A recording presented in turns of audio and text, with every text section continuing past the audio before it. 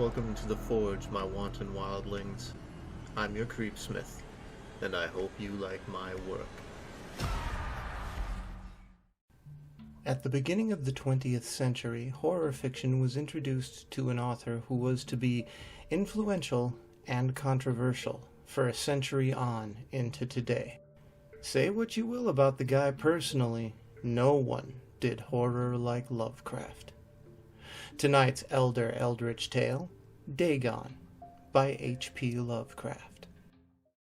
I am writing this under an appreciable mental strain, since by tonight I shall be no more.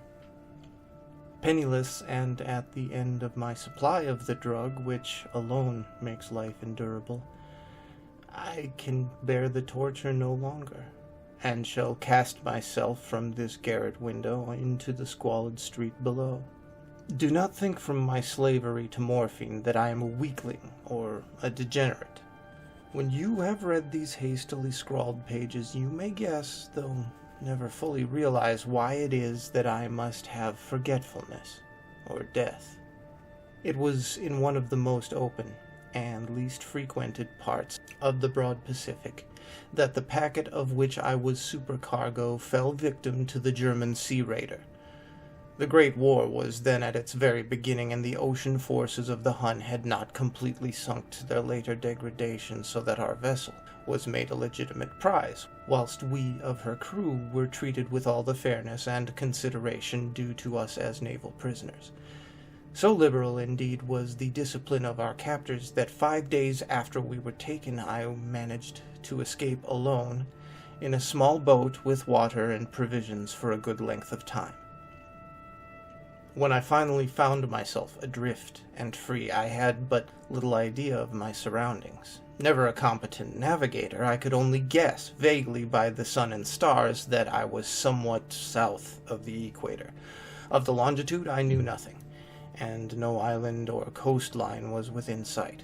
The weather kept fair, and for uncounted days I drifted aimlessly beneath the scorching sun, waiting either for some passing ship or to be cast on the shores of some habitable land. But neither ship nor land appeared, and I began to despair in my solitude upon the heaving vastness of the unbroken blue. The change happened whilst I slept. Its details I shall never know, for my slumber, though troubled and dream-infested, was continuous. When last I awaked, it was to discover myself half sucked into a slimy expanse of hellish black mire which extended about me in monotonous undulations as far as I could see, and in which my boat lay grounded some distance away. Though one might well imagine that my first sensation would be of wonder at so prodigious and unexpected a transformation of scenery, I was in reality more horrified than astonished, for there was in the air and in the rotting soil a sinister quality which chilled me to the very core. The region was putrid with the carcasses of decaying fish and of other less describable things which I saw protruding from the nasty mud of the unending plain.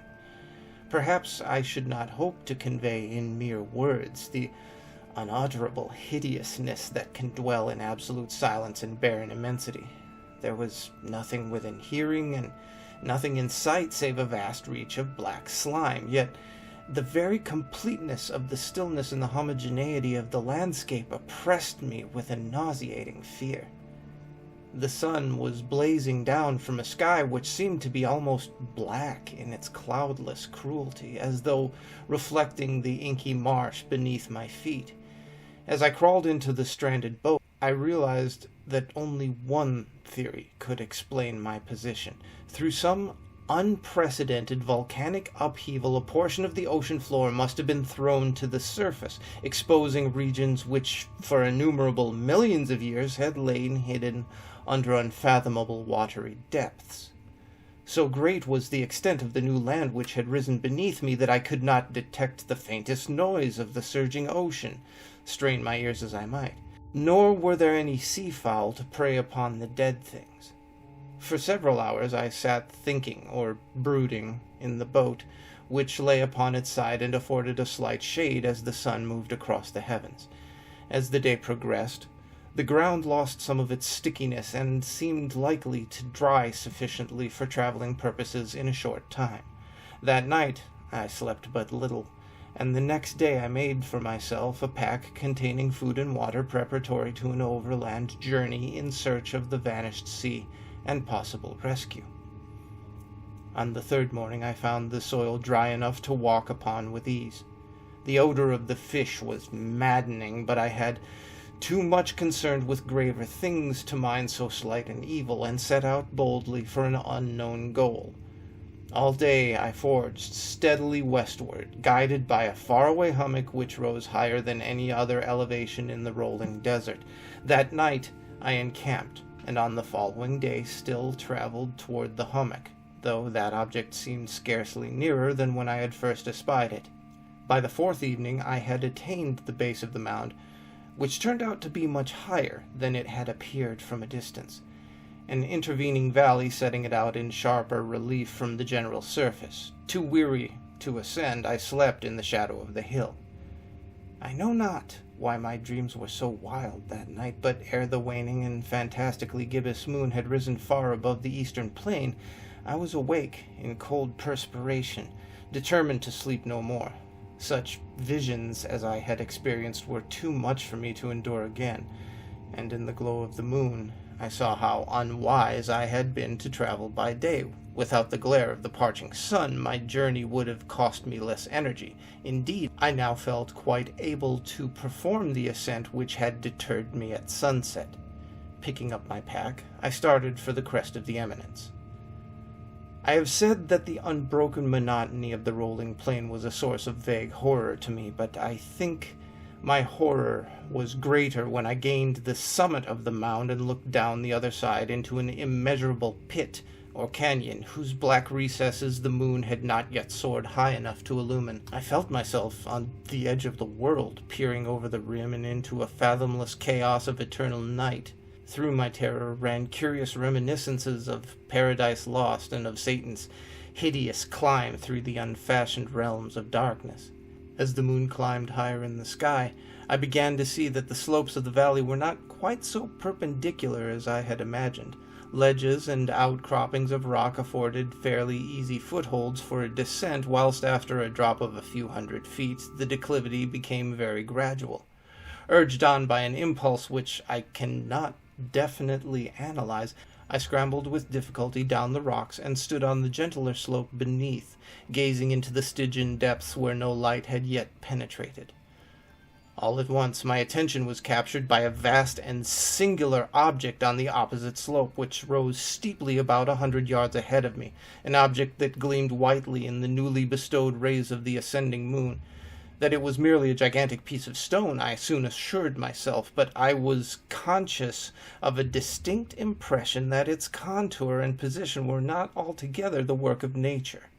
A closer scrutiny filled me with sensations I cannot express, for despite its enormous magnitude and its position in an abyss which had yawned at the bottom of the sea since the world was young, I perceived beyond a doubt that the strange object was a well-shaped monolith, whose massive bulk had known the workmanship and perhaps the worship of living and thinking creatures.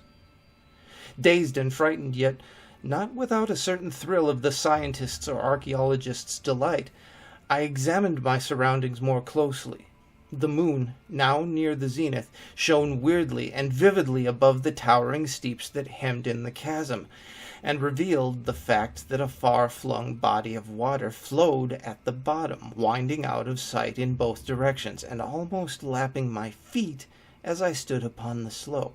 Across the chasm the wavelets washed the base of the Cyclopean monolith, on whose surface I could now trace both inscriptions and crude sculptures. The writing was in a system of hieroglyphics unknown to me, and unlike anything that I had ever seen in books, consisting for the most part of conventionalized aquatic symbols, such as fishes, eels, octopi, crustaceans, mollusks, whales, and the like. Several characters obviously represented marine things which are unknown to the modern world, but whose decomposing forms I had observed on the ocean-risen plain. It was the pictorial carving, however, that did the most to hold me spellbound. Plainly visible across the intervening water on account of their enormous size were an array of bas-reliefs whose subjects would have excited the envy of a Dore. I think that these things were supposed to depict men, at least a certain sort of men, though the creatures were shown disporting like fishes in the waters of some marine grotto, or paying homage at some monolithic shrine which appeared to be under the waves as well. Of their faces and forms I dare not speak in detail, for the mere remembrance makes me grow faint. Grotesque beyond the imagination of a Poe or a Bulwer, they were damnably human in general outline, despite webbed hands and feet, shockingly wide and flabby lips, glassy, bulging eyes, and other features less pleasant to recall.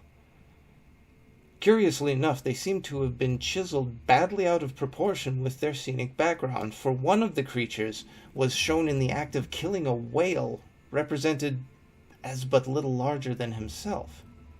I remarked, as I say, their grotesqueness and strange size, but in a moment decided that they were merely the imaginary gods of some primitive fishing or seafaring tribe, some tribe whose last descendant had perished eras before the first ancestor of the Piltdown or Neanderthal man was born. Awestruck at this unexpected glimpse into a past beyond the conception of the most daring anthropologist, I stood musing whilst the moon cast queer reflections on the silent channel before me. Then, suddenly, I saw it. With only a slight churning to mark its rise to the surface, a thing slid into view above the dark waters. Vast, Polyphemus-like, and loathsome, it darted like a stupendous monster of nightmares to the monolith, about which it flung its gigantic scaly arms, the while it bowed its hideous head and gave vent to certain measured sounds. I think I went mad then. Of my frantic ascent of the slope and cliff, and of my delirious journey back to the stranded boat, I remember little. I believe I sang a great deal, and laughed oddly when I was unable to sing. I have indistinct recollections of a great storm some time after I reached the boat, and at any rate I know that I heard peals of thunder and other tones which nature utters only in her wildest moods. When I came out of the shadows, I was in a San Francisco hospital, brought thither by the captain of the American ship which had picked up my boat in mid-ocean. In my delirium I had said much, but found that my words had been given scant attention. Of any land upheaval in the Pacific my rescuers knew nothing, nor did I deem it necessary to insist upon a thing which I knew they could not believe.